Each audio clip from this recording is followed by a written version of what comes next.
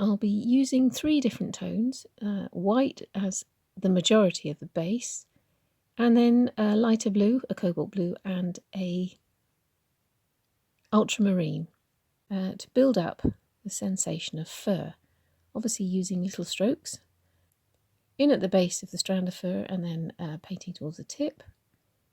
And you can see I'm building up light and dark areas in order to build a 3-dimensional shape.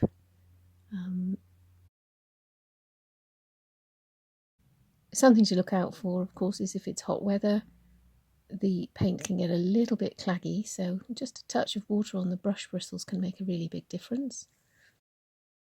Obviously, I've finished my little blue llama's face there.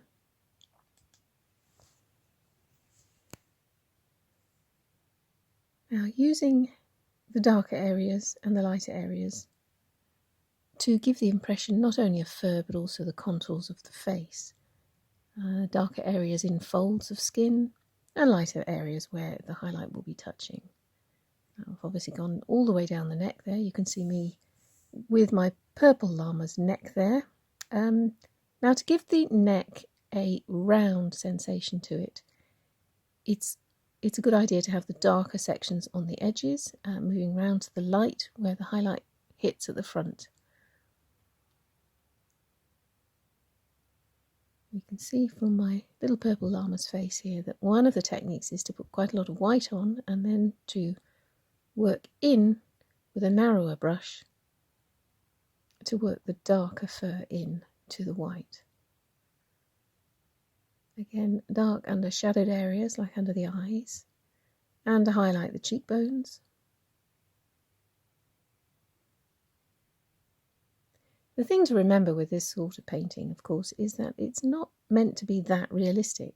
So you can actually just chuck the paint around a bit and have some fun.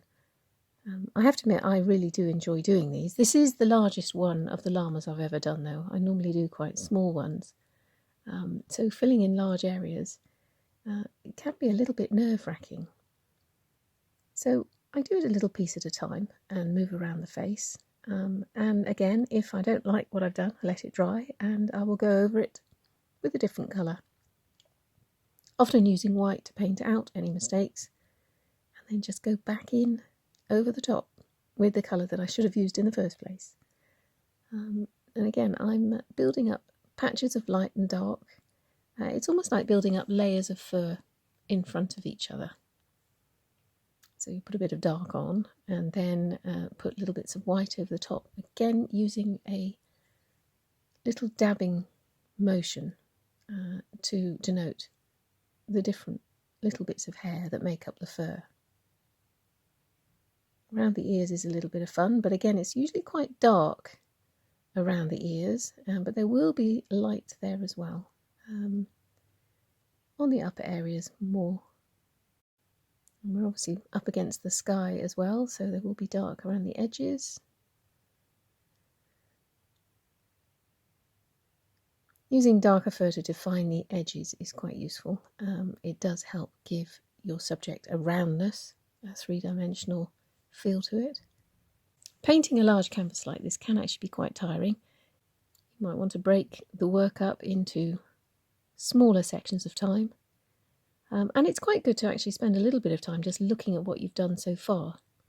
Sometimes it's very easy to look at what we're doing as we're doing it and think, oh, it's not going the way I want it to, therefore it must all be rubbish, and then you get a bit disheartened and you can give up. And I would suggest you wash off your brushes, go and have a cup of tea, and have another look at it later when you're feeling a bit calmer, because I will pretty much guarantee that it's a lot better than you think it is. It's always important not to make decisions when we are feeling emotional about something. But there we go, a little bit more contours going in there. Bit of dark, bit of light. And as with a lot of painting techniques, it's all about blending things together. I am quite pleased with that.